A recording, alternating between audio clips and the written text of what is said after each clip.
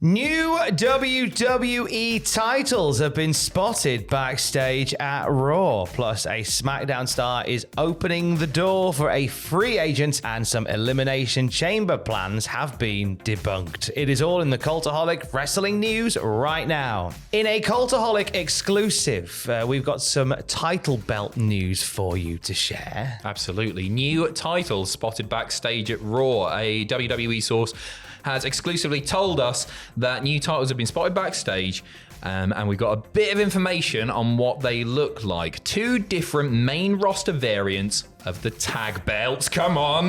One set of belts is all gold with black strap. The other set is gold and silver with one red and one blue strap. They are described by our source as far more intricate than the current titles. Now, we don't have any photos of these belts, but Sam Driver fed this information into an AI image generator, so we believe this is what they look like. They'll look nothing like this, but thanks, Sam.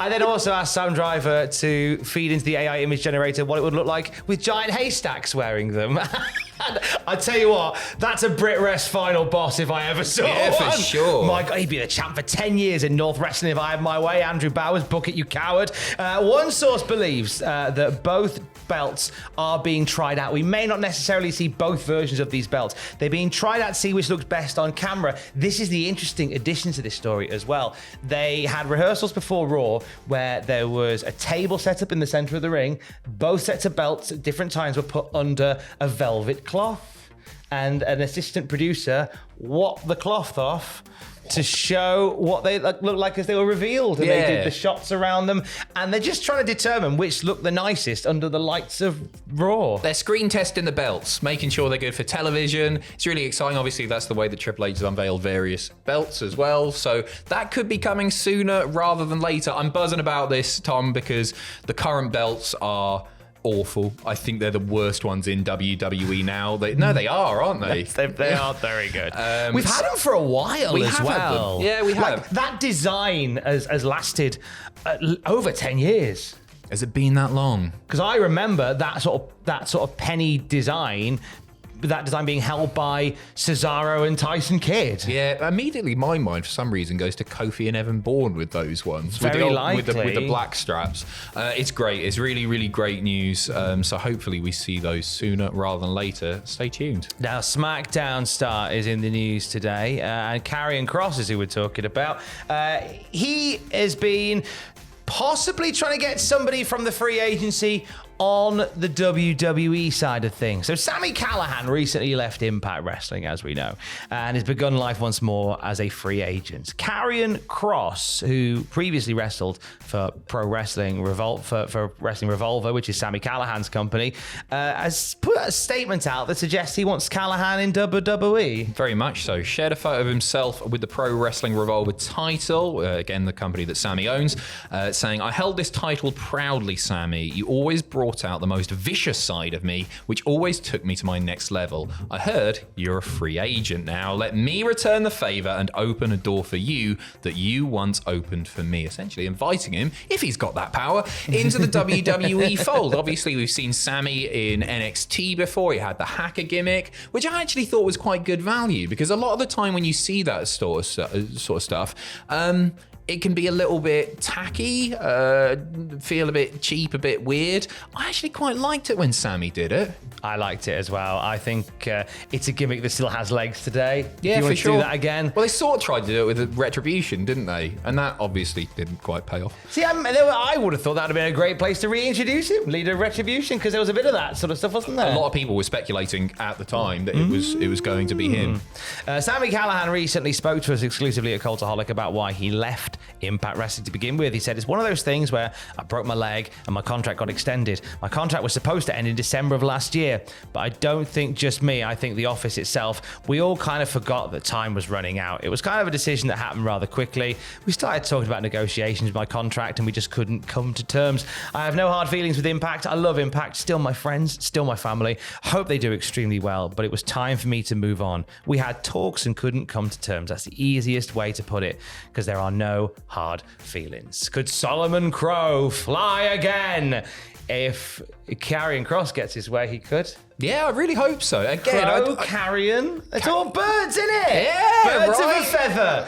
What'll I do when you are far away? With Linda Robson managing, that could be huge. Scarlett Bordeaux as Linda Robson, as Sharon Theodopoulos. Hi, American viewers. You won't understand a word of that. You understand it because you haven't made a crap reboot version of it yet. Oh! They did a reboot of The belt. Vicar of Dibley I discovered recently they? online.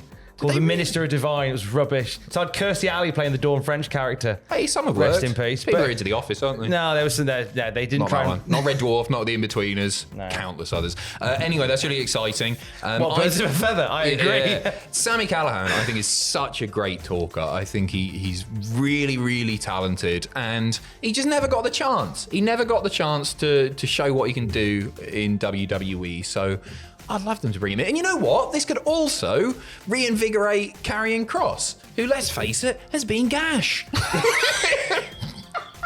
Whatever it, like Triple H loves him. He just what? I wasn't expecting you to say gash. Well, he's. I can't. I I'm don't not mind disagreeing the guy. with you. The word gash just caught me off guard. no. Got caught off guard by a gash. Them as Who a tag hasn't? team, that could work. I'm up for that. I think he's trying to book something that may or may not happen, trying to manifest it a la Tom Campbell. Yeah. But best of luck to him. If they do, they have to come out to the birds of a feather thing. CMLL took to Twitter just yesterday, and as the oldest wrestling promotion in the world, they probably did so with the help of their grandson. And they issued an official statement regarding the match that we're going to see on Rampage between Mystico and Rocky Romero. This was hyped last week that these two were having a match. Mystico's first time in AEW, and there was a lot of love for it, not just from CMLL, but from wrestling fans in the area. Yeah, for sure, man. The ticket sales have absolutely surged off the back of the Mystico announcement. Meltzer saying AEW show moved well over 2,100 tickets since the announcement of Mystico. Noteworthy number, but also notable, Mystico's first AEW appearance, and being in Houston, it's a one-time thing. It's really awesome to see because, like, he was... Obviously, people just want to talk about the Sin Cara stuff, but he was such a massive star beforehand. He's continued to be a big star away from WWE. Could never quite get the AEW style. I saw Meltzer saying that, like, I can't remember the exact quote, but it was something to the effect of WWE didn't see him as like a massive star. And I disagree with that from Meltzer because they introduced him as a huge deal. He had a massive, very unique entrance. He had the big he had a ceremony when he was signed, in fact, didn't he? He came out, he had all the pyro, the lighting, love it or hate it. And I think they did present him as a very big deal. I remember watching at the time, pretty unfamiliar with the work of Mystico, and they conveyed to me as a viewer, this is a big deal. So I disagree on that, but it's good to see that he's still going.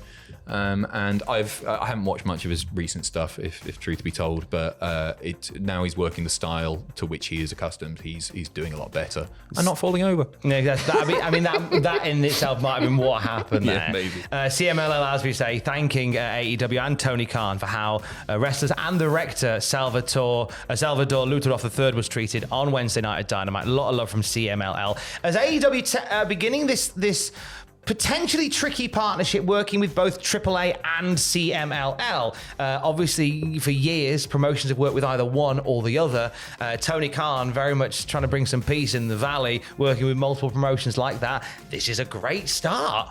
A great start to things. For sure. Should we debunk some rumours, Tom? Oh, Should we I'd debunk love a little good bit of report? debunking right now. Earlier this week, 7 News Adelaide revealed that Rhea Ripley is planned to headline Elimination Chamber, obviously taking place in Perth, in front of 60,000 odd fans. House of Wrestling have since come out and debunked it, and we're going to talk about that now. It's not the plan at the moment. In regard to the speculation, this means Rhea Ripley will main event the Australia Premium Live event, but a WWE source has told House of Wrestling Rhea Ripley will be on the show, which is a relief, obviously. It'll be a bit weird without her. But creative is going to dictate the match and match position. It's very much not set in stone. I mean, she could do still.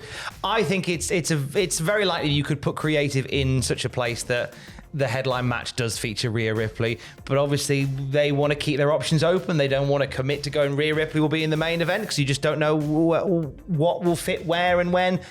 Come the Chamber. I would like to think that in this new era, Triple H, who is running creative now, very much has everything planned out for at least until the night after WrestleMania, one would hope. So maybe he's got an idea. Maybe he wants to keep, maybe WWE want to keep some mystery around it and not quite make it a done thing yet. Maybe Ripley will go through something in the next few months that sees her have to earn her place into the main event of somehow. Maybe something creatively will happen that mean that she is shoehorned into the main event to a massive ovation. We just don't know. First of all, I think Cody is going to win the Elimination Chamber, and I think that makes sense to go on last on the night, because I don't think he's going to win the Rumble. I think that's how they're going to get him back into the title picture with Reigns. But also, Rhea should be headlining night one of WrestleMania, or night two, I don't mind, but probably night one. So I don't know, it's not set in stone as other places are saying. Absolutely. We'll obviously one that we will keep an eye on as we get a little closer to it. And for the latest wrestling news throughout the day, you can check out cultaholic.com. And I am blue, what'll I do? Love you, bye. Love you, bye.